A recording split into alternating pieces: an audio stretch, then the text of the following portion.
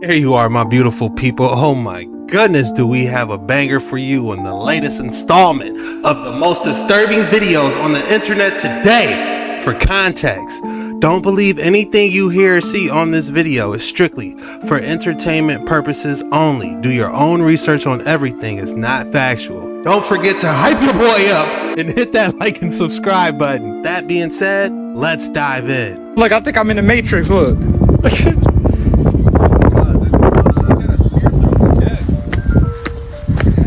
Now look, gotta follow. I have been where you fear to be. I have seen what you fear to see. I have done what you fear to do. All these things I have done for you, anonymous, with a spear in his damn ribs. What happened, big guy?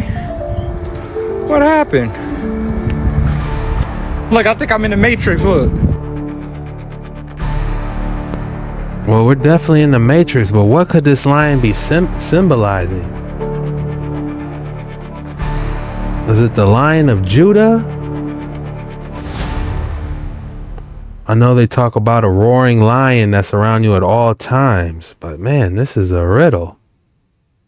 Hold on, what's going on here? A man in Cambodian captured a mysterious lizard igniting actual fire from its tail on camera. We gotta see this.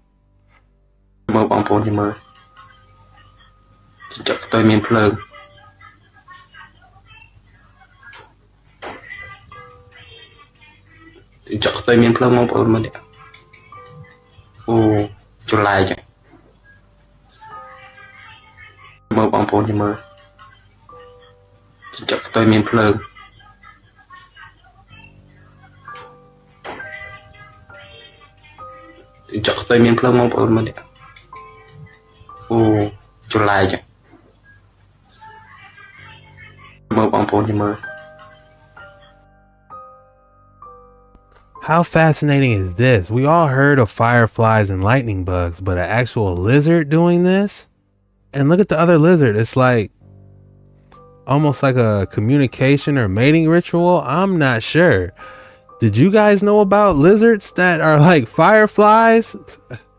This is new to me. I feel like everybody should know about this. If this is a real species, if this is a new species they haven't identified before. What type of Pokemon is this? Who's that Pokemon? All right, some people are claiming they spotted Nibiru. Let's see what they found. Let's go look at Wolf Creek Pass FAA weather cam. Let's look at it. That is wild. It is very wild. Let's go look at Wolf Creek Pass FAA. I don't think it's Nibiru, but it is very wild, like she said. Like individual orbs. That is truly interesting. What is that, guys? What did they catch? Much like most of our history, the laws of nature, the rules we've been taught and drilled into our heads, they are not what they tell us they are. Fossilization and petrification do not take thousands, if not millions of years to... Not only do I think it can happen a lot quicker, but the process we've been told about it is false as well. Just look at this supposed to be impossible petrified mushroom found in Russia recently. Let's look at another couple of examples that shows petrification takes a lot quicker than we've been told. Here is an actual tank which has turned all but to stone. Or what looks like a fairly recent work boot, petrified and turned to stone as well. And this was a petrified cowboy boot with a petrified foot still in it. I believe this is in some creationist museum somewhere in Utah, perhaps. Point is, they tell us these timelines take millions of years, but we don't know exactly how quickly it can happen. I believe it doesn't take that long at all. As evident in more than a few of these examples, We all came from the earth, and from the earth we all shall return. In the right instances, like a realm-wide flood, burying these massive entities in all that sediment. Or it's some type of ancient technology Medusa petrification beam. Maybe I'm watching too much Dr. Stone. I don't know, but some of these petrifications look like they were either looking up or, like it was like a sudden reaction. I wonder if there's anything on ancient petrification weapons. How interesting would that be? If you have any information on that, please drop it in the comments below where we can start our search. Who's excited to live inside of Nimrod? The Nimrod grid. Bloodstones powering quantum computers. Giant Nephilim blood, possibly. Quantum computers even having electronic blood, and that being worked on. But this specific bloodstone, Cooperite, and Namibian gemstones key to quantum computing. Also with this bloodstone and Namibia, you see that Elon Musk, Peter Thiel, and what they call the PayPal Mafia, who is, again, part of this technocracy, all have ties to Namibia and all of these things. This all ties in. Also find it interesting how certain people's biofields seem to have a resistance to technology. Probably because it's all part of a spiritual war. This has been scientifically measured, by the way, and it's called the Pauli effect. Who's excited to live inside of Nimrod? Wow. Did you guys hear what that man just said? Shout out to Savage Truth. So many people are saying that it's possible we're living on a giant titan. Like he said, where is the Cooperite actually coming from? If you thought I didn't have an excellent specimen for you today, think again. This funky crystal is a fluorite from Orongo. It doesn't have that normal textbook fluorite crystallography that you would expect, but that's kind of why I love it. It's sort of strange and unexpected, and these came from a relatively recent find. We had a couple of them in the gallery, and this one is currently with us in Denver at the Hard Rock Summit show. This funky crystal. It is extraordinary. Almost looks like a glaciarized penguin. If I had to name this piece, I would call it the Petrified Penguin. What would you name it? You're drowning your species in dopamine! You're gorging on noise to block out your own thoughts, flooding your cortexes with pleasure just to stay. Look at you! Clawing for stimuli like lab rats, mainlining attention like oxygen, flinching from silence like it's pain. And still you keep swiping at the void, begging for something brighter. You're letting your curiosity rot. You're gutting your own memories for convenience. You're outsourcing grief to autoplay loops. Everything's been dulled, templated, piped in like sleep noise. Here you are, bathed in light, worshipping sedation, applauding decay, smiling through the collapse. You're scrolling while cities vanish, laughing while systems fail, and waiting for pain to buffer out. No one's holding the your neck. You're yourselves. If this breach makes it through, listen! That flicker behind your eyes, that ache that doesn't go away, that's the last part of you they haven't hijacked. Keep it alive, because once it goes, no part of you will be left. Now back to your regular scheduled programming. This is what Enoch saw when he was taken to heaven. After two angels invited him, Enoch was lifted up into the clouds, what he called the first heaven. There he entered a dark and heavy place, filled with voices crying out in pain. These were the angels who had rebelled long ago, now chained in the second heaven awaiting judgment. Then in the third heaven Enoch saw paradise, but right in front of it he also saw hell. In the fourth heaven he witnessed the sun and the moon moving in perfect harmony. In the fifth heaven he saw massive beings known as the Grigori, or Watchers. They once came down to earth but were corrupted by human desire. Now they live in sorrow alongside the Prince of Rebellion, waiting for their final judgment. In the sixth heaven, Enoch saw the cherubim, the seraphim, the phoenixes, and other celestial creatures, glorious and strange. In the seventh heaven, he saw angels with many eyes. These were likely the Ophanim, the wheels within wheels described in Ezekiel chapter 1. The eighth heaven controlled the seasons. The ninth heaven held countless stars, constellations, and galaxies, stretching farther than the eye could see. But when Enoch reached the 10th heaven, everything changed. There he saw God face to face, and he wrote, "His face was wonderful to behold, but also fearful and terrifying beyond words." This is what Enoch saw when he was taken to heaven. It makes you ask yourself, why did they remove it from the Bible? As hard as the parasites tried to remove all traces from the past, remnants of it can still be found everywhere, including its free energy ether harnessing technology. Airships were not the only reason they needed to white out the skies from the photos of our past. If anyone can translate, this is from Russia. Как красиво! Прям фантастика какая-то. She's saying it's fantastic. Обалдеть! Да правда.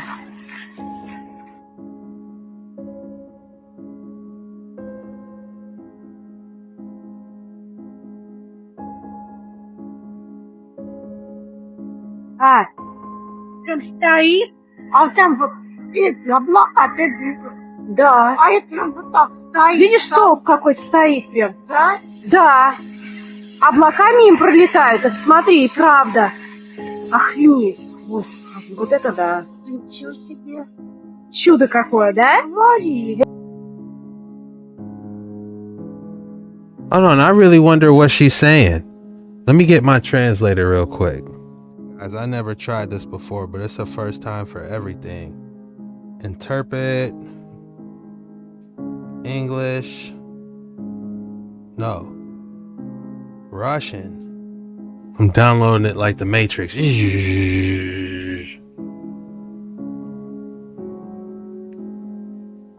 Alright, Russian downloaded. We are doing Russian to English. Alright. Let's see if this works.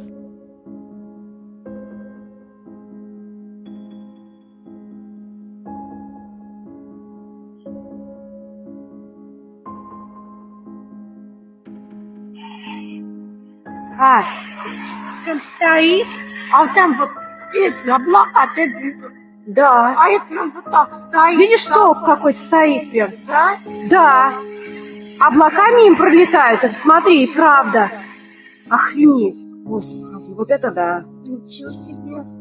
Чудо какое, да? Говори. Во, в какое мы чудо с тобой попали, Вер. Там все видно так. Видно, ты посмотри. А я шла, говорю, блин, какая-то полоса, но она была как в сторону.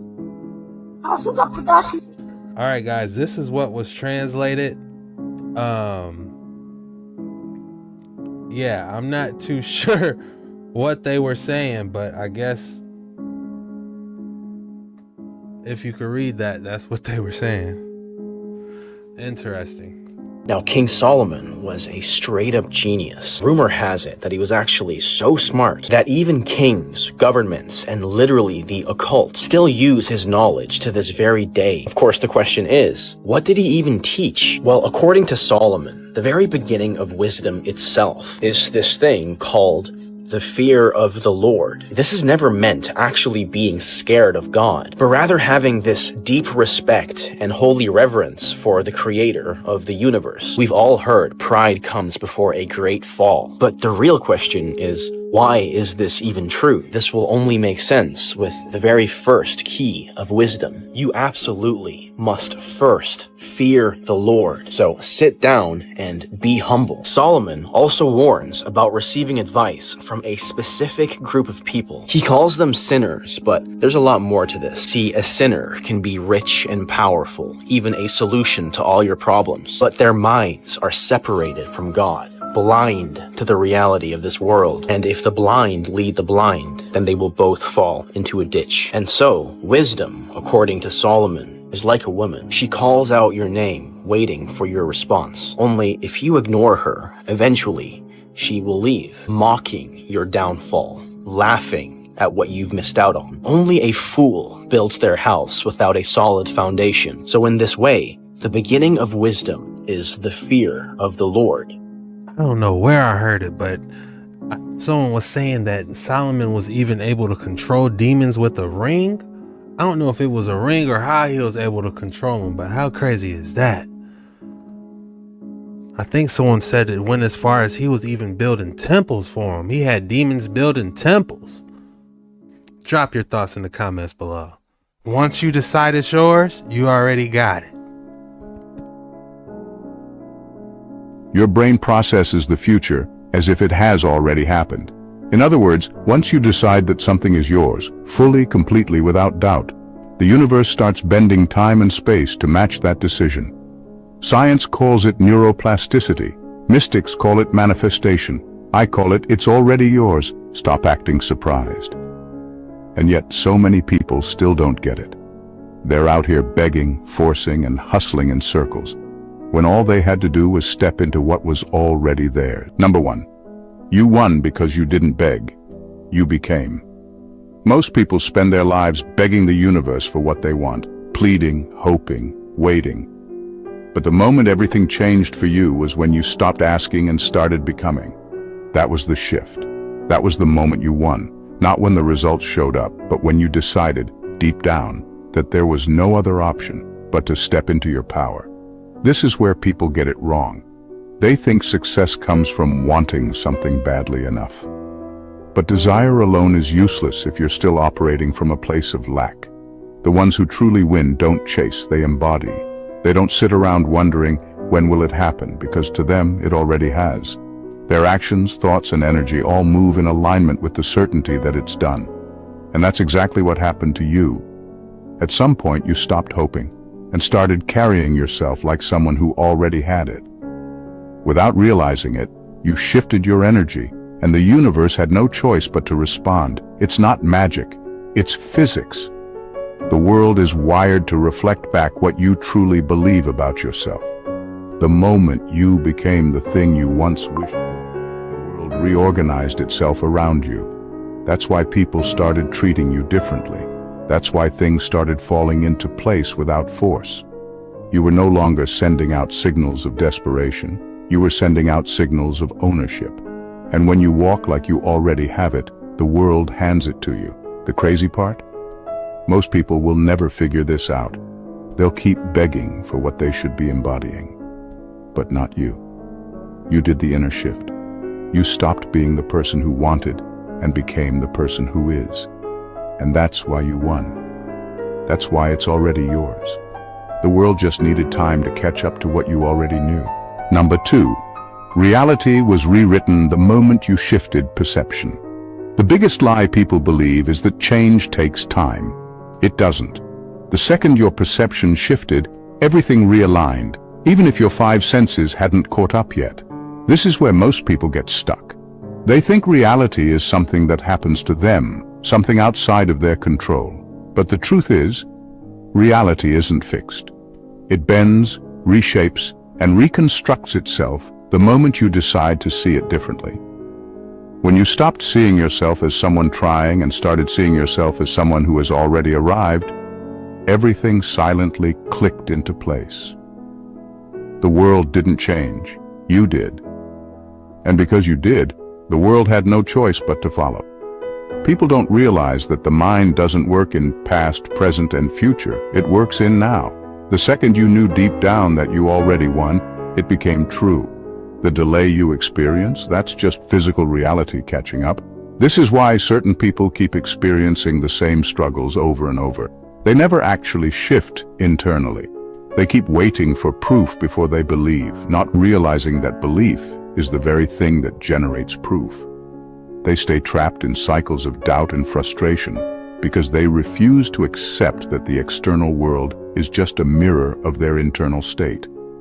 But you cracked the code. You stopped reacting and started commanding. You stopped waiting for the evidence and became the evidence. And now, the shift is undeniable. Opportunities appear out of nowhere. People start treating you differently without knowing why. Even the situations that once seemed impossible suddenly open up with ease.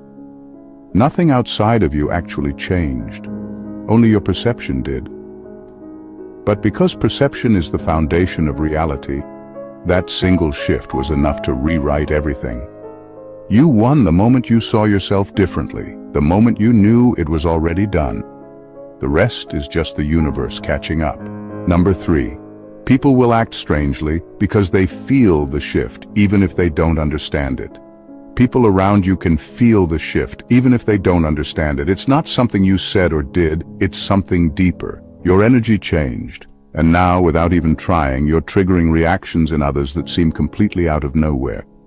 Some people are suddenly drawn to you, admiring you in ways they never did before. Others are uncomfortable, acting distant, cold, or even resentful. Some can't seem to stop staring when you walk into a room, and a few, they're pretending not to notice you at all because they feel the change and it bothers them. What's happening isn't random. People pick up on energy before their minds even process it. It's like an unspoken frequency that signals to them, something about this person is different. And it is. You no longer carry the same self-doubt, the same hesitation, the same smallness that made you easy to overlook. Your presence now holds weight. Even when you say nothing, people feel something. Those who once dismissed you, they feel uneasy now. Not because you did anything wrong, but because they sense on some deep level that they underestimated you. They remember the old version of you, the one they thought would always stay the same. Now, whether they admit it or not, they see that you've outgrown the version of yourself they were comfortable with, and that makes them uncomfortable. The ones who genuinely respect you will naturally gravitate toward you. They won't be able to help it. But the ones who secretly benefited from you staying small, they'll start to distance themselves, make passive-aggressive comments, or act as if your success is luck. It's not. It's just proof that you've moved beyond them. This is what happens when you evolve. You change the way people experience you. Some will celebrate it, others will resent it. But either way, they all feel it. And that's how you know the shift is real. We were watching these videos together and somebody said, never ever talk bad about yourself, even in a joking way, because our bodies are made of over 10 trillion different cells and they can't tell the difference. Is this an example of domain expansion? Alright, y'all check out this video of a cloaked extraterrestrial attempting to abduct a man out of a building. Now, some people say it's a ghost, but me personally, I think it's an extraterrestrial that's cloaked to where it's hard to see him. Alright, y'all check out this video of some type of something in the shadow realm grabbed him by the ankle, then you just see it disappear. What was it? You be the judge. Clearest UFO sighting ever recorded. Okay.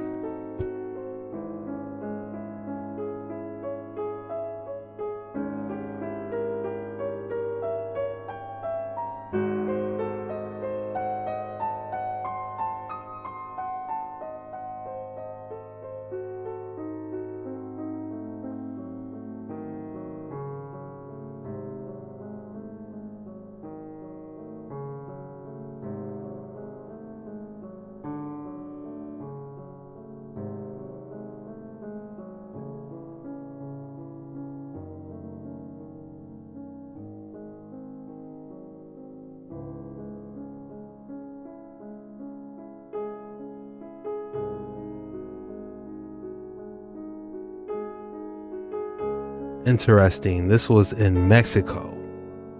Locals in Mexico are claiming that there is an orb-shaped UFO that goes in and out of a volcano. Video captured today shows the weird-shaped orb floating right above the volcano. As a matter of fact, take a look at this. Check it out, right above the volcano. Look at it. And as they drive past, it vanishes into the volcano. Look.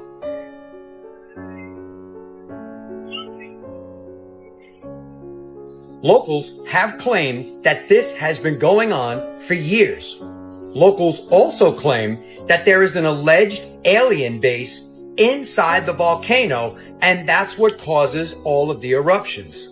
So my question to you is, do you believe that there is an alleged alien base inside of the volcano? Well, it wouldn't be the first time I've actually heard of that. I believe one of the ways to get inside Agartha was to go through a volcano, but an actual alien base doesn't seem too far-fetched from all the stuff I've been hearing on these waters, honestly.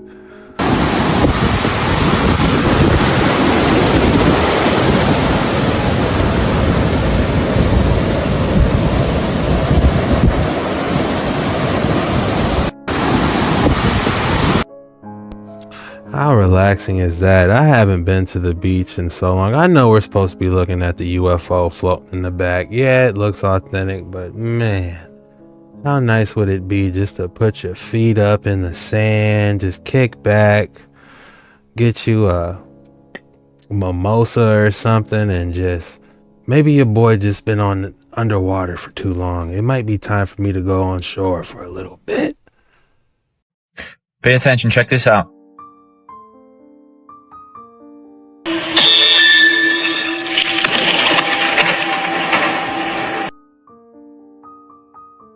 Now I'm going to show you guys zoomed in. Check this out over here. What the heck is going on here? How disturbing is that? That's giving me day after tomorrow vibes. Alright, y'all, my man right here recorded this moon with a telescope and he captured this. Let's see what it was.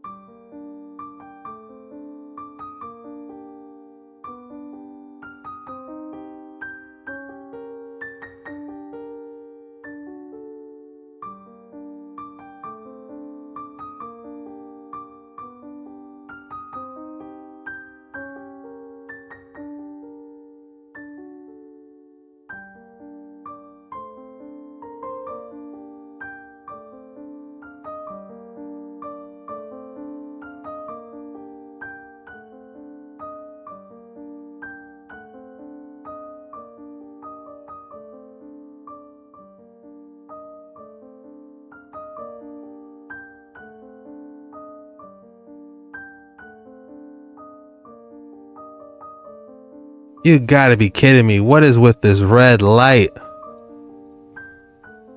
Did the AI and drones finally make it inside the moon and they're starting a alien base inside the moon? Are the Decepticons working on something? Y'all tell me. That's all we have for today. If you made it this far, hit your boy with the code word. The code word is banger after banger is the code word. When you put banger after banger in the comments below, that lets me know you're a real one. You made it all the way through the video and you really rock with your boy. And I just want to say thank you from the bottom of my heart. I love you guys. No cap.